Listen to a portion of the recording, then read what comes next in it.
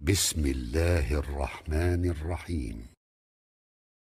Mehbubumuz, Halıkımız, Malikimiz, hakiki dostumuz bolun, eyemiz bolun Allah Tebareke ve Teala'nın yağşı adlarının gurrunu Müslüman doğulları.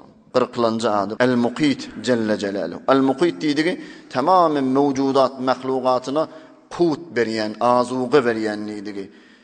Tamam insanlar, hayvanlar, cıllar hemmesine ol Er-Razzaq diyen adındaken bahsi edildi. Hudaý Taala rızık beriye deyip, ama bir bilmeli gurrun var. Rızık iki bölük bolýar.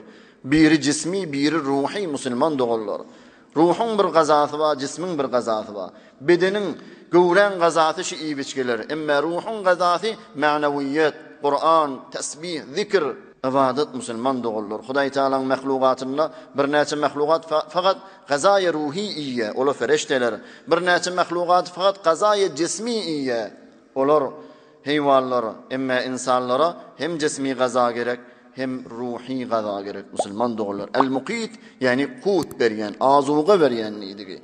Necre zindagimize getirmeli? Vakti billik Razzaq ödi, Muqit ödi, Hudaý Taala'nın ödünden dilemeliler. Hazine ödülünde. Hadis-i Kudusisinden Musa Peygamber'e diye ne mezat bolsa, hatta köşün köcüğü de kırılsa, hatta yiyecek taamına duz da sepecek bolsan, duz da gerek bolsa menden dile diye aytýar Hudaý Taala. Niye? Necre dilemeli? Halal yolundan. Haram bereketin aýyrýar. Haram gözüňi haky görmeden kör etýär Müslüman doğan. Hudaý Taala seni sebep etip koyupdyr. Bir näçe oglaňy şoklaňa rızık bermäne Peygamberimiz aýtýar: "Kefa bil mer'i ismen en yudayya men yaqut." Günah bolup kafidir. Ol bir adam ki rızık beriyen sebep bolup oglaňyň şoňuň rızkyny zaýalasa, şolary dogry bermese, şolardan gıssa günah kendir şu adam diýip aýtýar. Hudaý Taalaň ruhi gaza diýdik, cismi gaza diýdik. Cismi gaza Müslüman doğullar kanaat etmeli. Peygamberimiz hemişe duasını etmişdi. Allahumme ec'al rizqa ali Muhammedin quta. Ay boljak miqdar şu men hanawadamy boljak miqdar rızık ber. Ol bu gadar ha kan mal berip de özünden alyp galdyr hama diýip aýtýarmışdyk. Beter ähmiyet berilýän cismin gazasy, emma bize beter gerek ruhun gazasy Müslüman doğullary. Cismin gazasy bu kadar bol, nire varsan garnyny doýurup bolýar. Emma ruhlar, ekser ruhlar aç Müslüman doğullar. Ruhun gazasy dogry yetirilmeýär. Hudaý Taala Kur'anyna, dinine aýdyp goýupdyr, emma seni men gafil. Hayfa adam ruhun gazasyny dağıtsa, oň süýjülügini dağıtsa, ol cismin gazasyndan geçýär. Sahabeler ne etdiler? Mekke'de necre zindigileri batdylar. Emma ruhun gazasyny dağıdanlaryny, oň lezzetini dağıdanlaryny hemme zadyny hep gitmediler Medine'ye. Hatta şehit bolmany razy boldular. Muraffeh hanawadadan jawalla batdy. Mus'ab ibn Umayr radıyallahu taala anhu ýalap.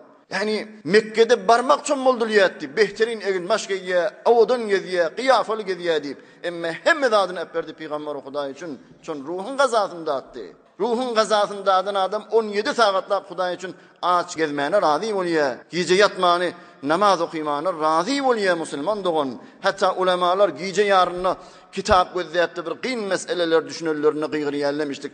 Hani padişahlaryň oglulary bilezzetlerden mehrum diýipdi. Yani ruhun gazasyny dağıdan adam ol cismin gazasyndan geçýär Müslüman doğan. Hasiýatynyň hayfa adam 7 gezek şunu ya muqiti 7 gezek bir suwa okuyup da dem salsa bir oglanjak enesinden emmeyen bolsa şoňa berilse enesinden emer diýip aýtýar. Hudaý Tebarek we Taala ýagşy atlarynyň hormatyna hemmelerimizin günäsini geçsin. Hemmemizi bu dünýede awray, ahirden de iman, ahiretde beheşte jawidan nesip etsin. برای مشاهده ویدیوهای بیشتر به کانال یوتیوب سخنرانی های علمای ترکمن سر بزنید، مشترک بشید و منتشر کنید، اجر ببرید.